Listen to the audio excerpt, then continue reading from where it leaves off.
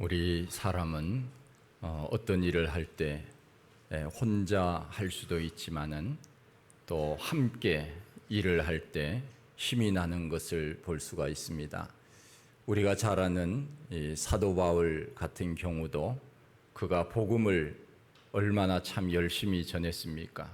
자기 생명을 아끼지 아니하고 생명의 위협 가운데서도 제1차, 2차, 3차 세 차례에 걸쳐서 그 지중해 연안을 다니면서 죽을 고비를 넘기면서도 복음을 잘 전했던 것을 보게 됩니다. 그가 그렇게 고백하지 않습니까? 나의 달려갈 길을 다 마치고 믿음을 지켰다. 그만큼 그는 복음을 위하여 최선을 다했던 사람입니다. 그런데 그가 혼자 그렇게 복음을 전할 수 있었겠습니까? 그렇지 않습니다. 우리가 잘 아는 대로 로마서 16장에 보면 바울이 혼자 복음을 전한 것이 아니고 바울과 함께 복음을 전했던 수많은 사람들의 이름을 기록하면서 감사의 안부를 묻고 있는 것을 우리가 보게 됩니다. 특별히 오늘 본문에서는 두기고라고 하는 사람이 기록이 되어 있습니다. 바울은 두기고와 함께 늘 다니기를 좋아했습니다. 바울의 좋은 동역자 중에 한 사람이 바로 두기고라고 하는 사람입니다. 좋은 친구가 있다는 것은 감사한 일입니다. 좋은 동역자가 내 옆에 있다고 하는 것은 얼마나 또 감사한 일인지 모릅니다. 우리가 밥을 먹을 때도 무엇을 먹느냐가 중요하기도 하지만은 누구와 먹느냐가 중요하고, 여행을 갈 때도 우리가 어디로 가느냐 하는 것도 중요하지만은 누구와 함께 가느냐에 따라서 그 여행이 즐겁기도 하고 그렇지 않을 수도 있습니다. 그만큼 사람이 중요하다 하는 것을 말합니다. 오늘 본문에서는 두기고라고 하는 사람이 나오는데 바울이 두기고를 어떻게 소개하고 있습니까? 이 두기고라고 하는 사람은 바울이 감옥에 있을 때 골로새 교인들에게 지금 현재 내 형편과 내 사정이 이러하니 너가 가서 골로새 사람들에게 내 형편과 사정을 좀 이야기해라 하면서 보낸 사람이 바로 두기고입니다. 보내면서 두기고를 이렇게 소개를 합니다. 그는 나의 사랑받는 형제요, 신실한 일꾼이요, 주 안에서 함께 종이 된 사람이라 이렇게 표현을 합니다.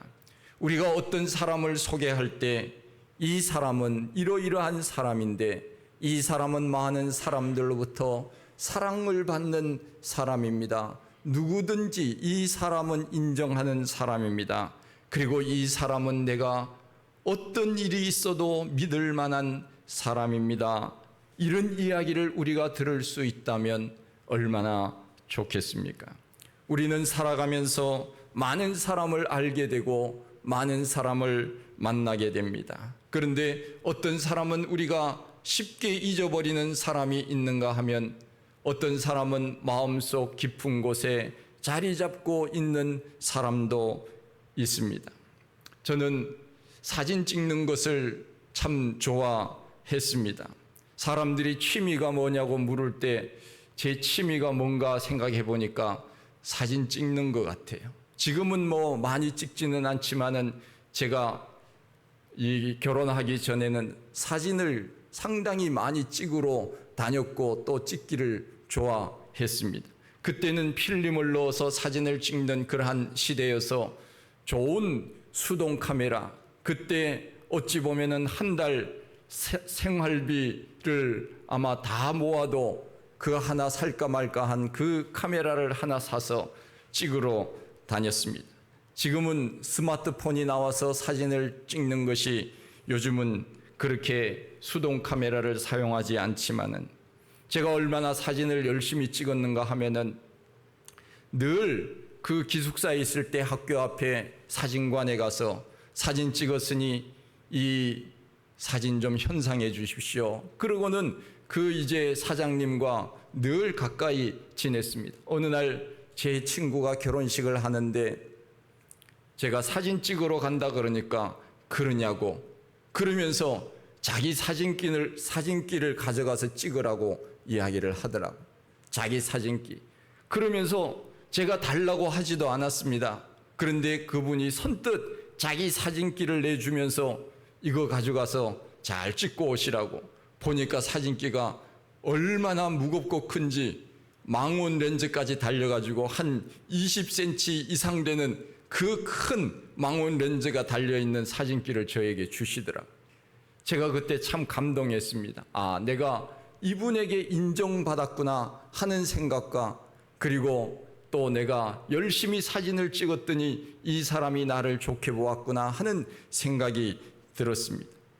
그 사진을 지금까지 제가 가지고 있으면서 앨범을 보면서 가끔씩 이렇게 사람들을 생각을 합니다.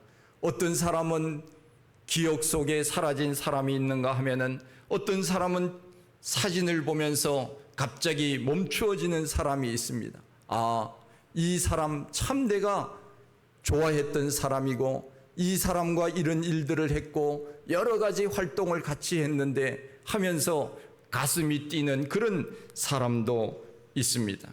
한참 동안 들여다보면서 그 사람이 보고 싶어질 때도 있습니다. 머리가 작동하는 것이 아니라 가슴이 작동하면서 뛰는 것입니다.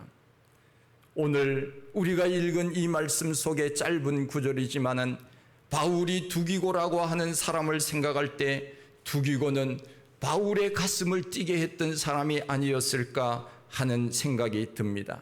두기고는 머리에만 기억되는 사람이 아니라 가슴에서 설레는 사람, 가슴이 뛰게 만드는 사람, 이 사람이 바로 두기고였으리라 생각이 되어집니다.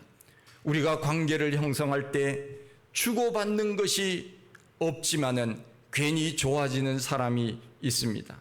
아무 말도 하지 않았는데 편안한 사람이 있습니다. 보기만 해도 좋은 사람이 있습니다. 힘이 나는 사람이 있습니다. 말 한마디에 사랑이 있습니다. 그런 사람은 자꾸 보고 싶어지는 것입니다. 그런데 어떤 사람은 말을 하는 것을 보면 비수만 꽂는 사람도 있습니다. 좋지 않은 말, 부정적인 말을 하는 사람들은 만나면 겁이 나는 것입니다. 요즘은 사람들이 마음이 많이 강팍해진 것 같습니다. 학교에서 공부를 해도 정서적인 면보다는 기능적인 사람들만 길러내는 것 같은 그런 생각이 많이 듭니다. 요즘은 전 세계적으로 마찬가지지만 우리나라도 이과가 대세가 아닙니까? 문과는 열심히 공부해도 취직이 잘 되지 않으니까 문과를 잘 지원을 하지 않습니다. 오죽하면 문송이라서 죄송합니다 하는 말이 있겠습니까? 그런데 보십시오. 문과와 이과는 같이 발전해야 합니다. 이공계만 발전을 하면은 어떻게 되겠습니까? 정서적인 면에 있어서 많이 부족해질 수 있다고 하는 것입니다. 문과는 사람의 정서적인 부분을 다루는 학문이 바로 문과가 아닙니까? 저는 문과였기 때문에 제가 이공계에 대해서는 잘 몰라요. 그러나 문과였기 때문에 중학교 1학년 때부터 고등학교 3학년까지 중학교 2학년 때 과학 선생님이 담임이었고 나머지는 전부 국어 선생님이었어요. 문과였으니까 아마 그랬는지도 모르지. 그 영향을 받아서인지 몰라도 저는 국어를 제일 좋아했고 그 다음에 한문을 좋아했습니다. 시를 읽을 때는 마음이 뛰었습니다. 김소월의 시 진달래꽃, 나보기가 역겨워 가실 때에는 말없이 고이 보내드리오리다. 영변약산 진달래꽃 아름 따다 가실 길에 뿌리오리다. 가시는 걸음걸음 놓인 그 꽃을 사뿐히 절여밟고 가시옵소서. 그 다음에 뭐지요? 제가 다 못 외웠네. 나보기가 역겨워 가실 때에는 죽어도 아니 눈물 흘리오리다. 윤동주의 서시 죽는 날까지 하늘을 우러러 한 점 부끄러움이 없기를 잎새에 이는 바람에도 나는 괴로워했다. 오늘 밤에도 별이 바람에 스치운다. 벌써 보세요. 감동이 오지 않습니까? 이 문과라고 하는 것은 우리의 정서적인 면, 우리의 마음을 움직이게 만드는 것, 이것이 바로 문학입니다. 그런데 나라가 문학을 외면하고 문과, 기술적인 면, 과학적인 면만 강조하다 보니까 이 세계가 어떻게 되었습니까? 아무리 과학이 발달하고 기술이 발달한다 하더라도 사람들의 마음은 얼마나 강팍해졌는지 모릅니다. 사람들을 대하는 것이 요즘은 무섭습니다. 길거리에 그냥 가다가 무슨 봉변을 당할지 모르는 이런 시대에 우리가 살아가고 있습니다. 옛날에는 그래도 가난했지만은 정서적인 면에 있어서는 이웃과 사랑을 나누고 먹을 것을 나누며 서로 인사를 하고 그렇게 지내지 않았습니까? 그런데 지금은 같은 아파트 엘리베이터를 타도 인사하지 않습니다. 같은 어찌 보면은 건물 안에 있는 사람인데도 서로 외면하고 사는 그런 시대, 강팍한 시대에 지금 우리가 살고 있는 것입니다. 과거에는 외고나 과고 등 특목고가 없었습니다. 그래서 일반 고등학교에서 명문대학에 많이 들어갔습니다. 제가 시골에서 고등학교를 다녔는데, 제가 삼척 출신인데 삼척고등학교를 제가 다녔습니다. 그 당시 삼척고등학교에서는 서울대학교에 2명 내지 3명 정도 들어갔습니다. 그런데 1시간 떨어진 강릉고등학교가 있었는데 강릉고등학교는 명문고였습니다. 서울대학교에 30명 이상씩 들어가던 때였습니다. 스카이까지 합치면은 60-70명이 한 해에 들어가는 학교였습니다. 그러니 중학교 때 공부 잘하는 학생들은 삼척에서 고등학교를 강릉고등학교로 유학 가는 겁니다. 저는 돈이 없어서 갈 수가 없었습니다. 그런데 요즘은 특목고나 의대에 가려고 유치원 때부터 학원에 다니지 않습니까? 우리가 어찌 보면은 참 내가 열심히 노력해서 좋은 학교, 좋은 어떤 학문을 배운다고 하는 것, 이것은 좋은 일이지만, 그러나 그것으로 인하여서 우리의 정서가 메말라 있다면 그것이 우리의 삶에 정말 유익이 될까는 한 번쯤 생각해 볼 필요가 있지 않겠습니까? 우리는 정서적으로 메말라서는 안 됩니다. 우리 속에는 언제나 시가 흘러야 되고 찬양이 흘러야 되고 우리는 언제나 아름다운 말로 사람들 앞에 다가가야 되지 않겠습니까? 그래도 감사한 것은 우리 예수 믿는 사람들은 가장 우리의 마음을 어루만져주는 노래, 영적인 노래, 찬양이 있지 않습니까? 우리가 건강하다면 찬양을 열심히 해서 건강해진 줄 그렇게 아십시오. 우리의 영이 메말라지면 우리는 세상을 바라보는 것이 다 메마르게 보이는 것입니다. 찬송할 때 내가 매일 기쁘게 순례의 길을 행하며 그런 찬송을 부르고, 내가 주님 앞에 십자가 앞에 더 가까이 가오니 구세주에 흘린 보배 피로써 나를 정케 하소서. 세상 사람들은 노래를 불러도 신세 타령하는 노래만 합니다만, 우리 예수 믿는 사람들은 노래를 불러도 하나님을 찬양하는 노래, 영적으로 깊어지는 우리가 그런 노래를 하지 않습니까? 여러분, 유행가를 부를 때와 찬송가를 부를 때 여러분들의 느낌이 어떻습니까? 느낌이 완전히 다릅니다. 유행가는 우리의 영적인 부분을 터치해 주지 못합니다. 그러나 찬송을 부를 때는 우리 저 밑에 있는 뱃속에서부터 이 영적인 그 놀라운 능력이 우리에게 나타나서 나도 모르는 사이에 눈물을 흘리게 되고 감동하게 되고 감격하게 되는 그러한 일들이 우리 가운데 일어나는 것을 체험하게 되는 것입니다. 그만큼 우리는 정서적으로 메마르지 않은 삶을 살고 있는 사람들이 우리 예수 믿는 사람들이라 하는 생각이 들어집니다. 두기고는 바로 그런 사람이었습니다. 정서적으로 메마르지 않은 사람이었습니다. 사람들로부터 누가 뭐라고 해도 사랑받는 사람이었고 신실한 주의 일꾼이었습니다.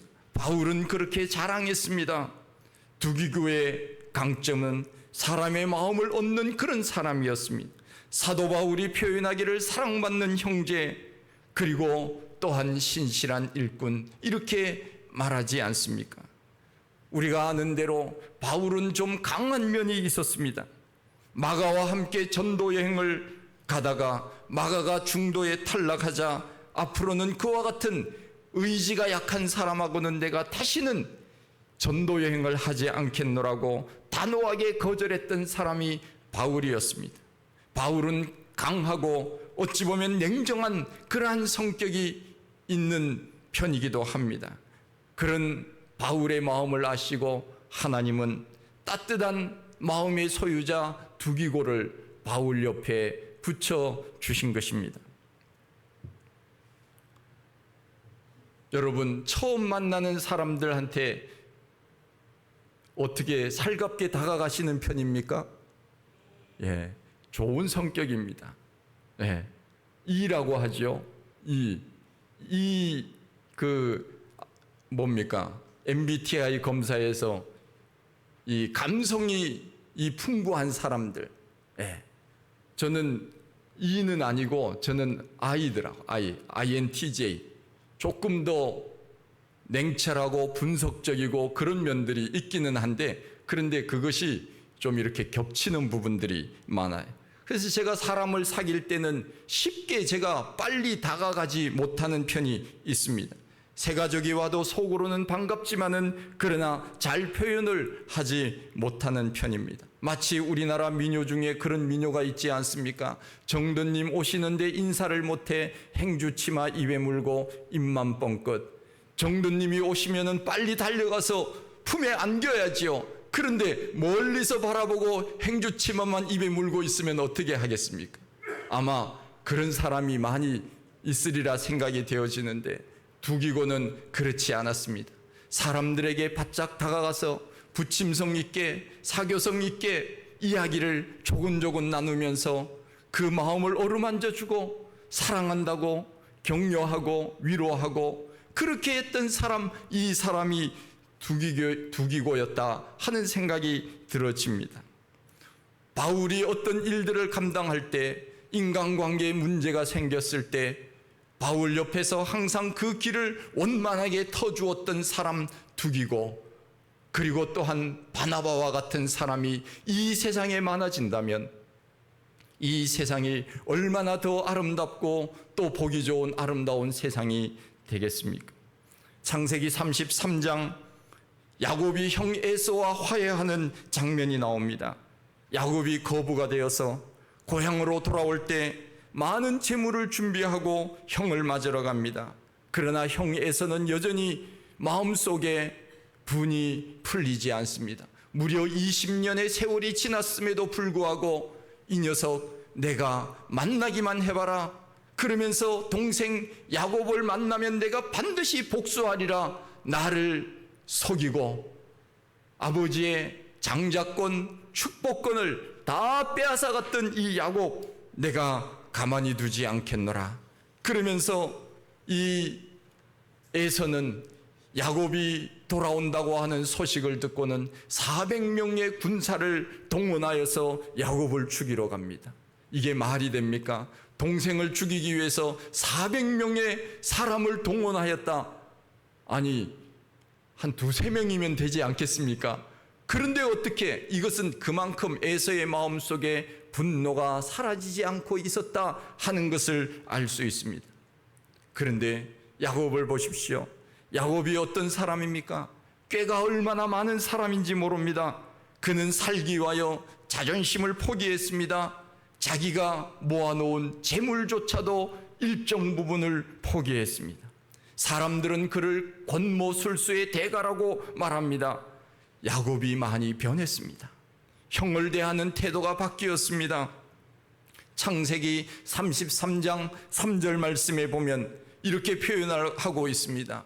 몸을 7번 땅에 굽히며 형 에서에게 야곱이 가까이 갔다고 했습니다. 한번 상상을 해보십시오. 저 앞에 이제 형이 군사를 거느리고 야곱을 죽이러 오는 그 상황 속에서 야곱은 저기서부터 이미 땅바닥에다가 7번 절을 하면서 형에게 점점 다가오고 있습니다. 영화의 한 장면 같지 않겠습니까? 형을 속인 과거의 잘못을 용서받기 위하여 선물을 준비했습니다. 그 선물은 가축대였습니다. 그때는 그것이 최고의 선물이었습니다. 형에게 용서를 구한다면 물질이 대수겠습니까? 그래서 자기는 그의 모아놓았던 재물을 포기한 것입니다. 형을 위해서, 형에게 용서를 받기 위해서는 내가 가지고 있는 그것이 무엇이 중요하랴 그러면서 재물을 포기합니다. 형을 위하여 많은 선물을 준비했습니다. 여러분, 생명이 중요합니까? 물질이 중요합니까? 물질이, 대답 안 하시는 분은 물질이 중요한지도 모르지요.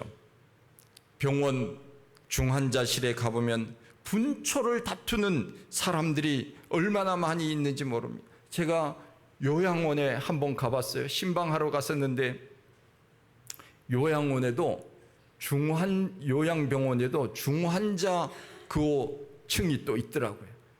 거기 가봤더니 거기에는 다 그냥 오늘 내일 하시는 분들이 거기에 다 있어요. 그냥 뭐 아무것도 할 수 없는, 그냥 누워서 그야말로 숨만 쉬는 그런 분들이 거기에 다 모여 있더라고요.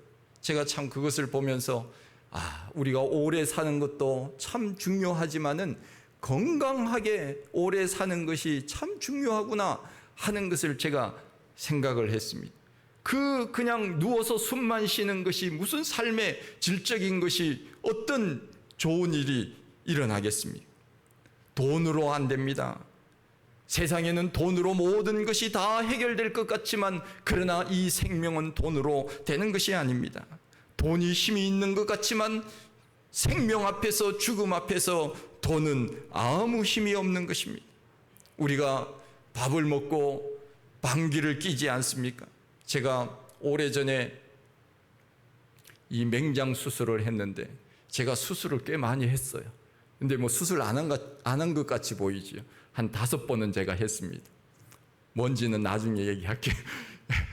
그런데 맹장 수술을 했는데 병원에서 이거 방귀가 나와야 된다 그러는 거예요. 그래서 수술하고는 간호사 선생님들이 방귀 나왔느냐고, 아직 안 나왔다. 방귀가 나왔으면 좋겠다. 방귀가 나와서 박수를 쳤습니다. 이 방귀 뀌는 것도 얼마나 감사한 일인지 몰라요. 이 생명이라고 하는 것, 이것은 돈으로 계산할 수 없는 것입니다. 야곱은 자기의 생명을 지키기 위하여 재물을 포기했습니다. 우리가 포기할 수 있는 것 중에 그나마 쉬운 것이 있다면 그것이 바로 물질입니다. 하나님께서 오늘 너 물질 줄래? 너 생명 줄래? 하나님이 우리에게 물으신다면 우리가 어떻게 대답하겠습니까? 하나님이 우리들에게 너 팔 하나 줄래? 눈 하나 빼어줄래? 손톱 하나 빼어줄래? 드릴 수 있겠습니까? 힘들 겁니다. 물질 드리는 것이 어찌 보면 최고 쉬운 것입니다. 야곱이 그래서 물질을 선택한 것입니다. 물질을 손해보면서까지 한 생명을 얻을 수 있다면 그것은 잘하는 것입니다. 우리의 물질을 투자하여서 저 지옥으로 떨어져가는 그 한 사람을 우리가 구원할 수만 있다면 그 물질은 최고로 귀하고 값지게 사용되는 것 아니겠습니까? 바울은 두기고를 표현할 때 두기고는 바로 물질보다 사람을 선택한 사람이었습니다. 나의 사랑하는 아들, 신실한 일꾼, 나와 함께 종된 자라고 말하면서 사람들에게, 골로새 교인들에게 내가 이 사람을 보내는데 이 두기고를 잘 받아달라고 그렇게 이야기를 하는 것입니다. 우리가 알고 있는 다윗, 그는 신실한 사람이었습니다. 아버지 이새가 전쟁에 나가 있는 형들에게 도시락을 갖다 주라고 심부름을 시키지 않습니까? 다윗은 8명의 아들 중에 막내였습니다. 전쟁에 나간 형들도 있었지만은 나가지 않는 다른 형들도 있었지만 아버지는 다윗에게 심부름을 시킨 것입니다. 아버지가 그에게 심부름을 시켰다는 것은 무슨 의미입니까? 이것은 아버지는 다윗을 믿을 수 있었다는 것입니다. 약속을 지킬 줄 알고 일을 맡기면 그 일을 차질 없이 잘 감당할 수 있는 아들이었다는 것을 아버지는 알았습니다. 이런 사람을 우리는 신실한 일꾼이라고 말합니다. 하나님께서는 신실한 일꾼을 사용하시는 것입니다. 혹 목사가 여러분들에게 일을 맡길 때 감사하면서 그 일을 잘 감당하십시오. 할렐루야. 목사님, 왜 그 일을 나에게만 시킵니까? 눈치 없이 그렇게 말하지 마십시오. 다른 사람들이 들으면 시험 듭니다. 그 사람이 그 일을 잘 할 수 있으니까, 그 사람을 믿으니까 시키는 것 아니겠습니까? 바울이 수많은 사람들 중에 두기고를 보내면서 너가 골로새 교회 성도들에게 가서 내 형편과 사정을 좀 이야기해라. 그러면서 이 사람은 신실한 일꾼이라고, 사랑받는 형제라고 이야기하지 않습니까? 두기고와 같은 신실한 일꾼들이 되시기를 원합니다. 바울의 동력자 두기고, 사랑받는 형제, 신실한 일꾼, 하나님 앞에서 사람 앞에서도 우리는 그렇게 살아야 됩니다. 우리는 가끔씩 이런 이야기를 합니다. 하나님 앞에서만 잘하면 되지, 그런 이야기를 합니다. 그 말은 50점 받게 되지 않습니다. 우리는 사람 앞에서 어찌 보면 더 잘해야 됩니다. 물론 우리는 하나님의 말씀을 절대적으로 의지하고 믿어야 되지만, 그러나 사람에게 인정받지 못한 사람이 어떻게 하나님 앞에 인정받을 수 있겠느냐 하는 것입니다. 그러기에 우리는 하나님 앞에서도 신실해야 되고 사람들 앞에서도 신실해야 하는 것입니다. 우리 모두 두기고와 같이 우리의 하나님께서 우리들에게 어떤 일들을 맡기시든지 간에 이 사람은 참으로 내가 신실하게 보는 사람이야, 이 사람은 내가 믿을 만한 사람이니 이 사람이 무슨 말을 하든지 무슨 일을 하든지 그대로 따라줬으면 좋겠어, 그렇게 말할 수 있는 사람, 그렇게 인정받는 사람이 된다면 얼마나 좋겠습니까? 우리가 이 강팍한 세상 속에서 두기고와 같이 이런 칭찬받는 믿음의 사람들이 다 되시기를 간절히 축원드립니다. 하나님 아버지, 크신 은혜와 사랑을 감사드립니다. 이 세상은 갈수록 악하여져 가고 갈수록 사람들의 마음은 강팍해집니다. 사람들이 서로를 위해 주지 아니하고 자기 유익만을 위하여 살아갑니다. 하나님, 우리들에게 따뜻한 마음을 가진 두기고와 같은 마음을 우리들에게 더하여 주시고, 바울이 두기고를 칭찬한 것처럼 우리도 사람들 앞에서 하나님 앞에서 칭찬받고 인정받는 믿음의 사람들이 다 되게 하여 주시옵소서. 예수님 이름으로 기도하옵나이다. 아멘.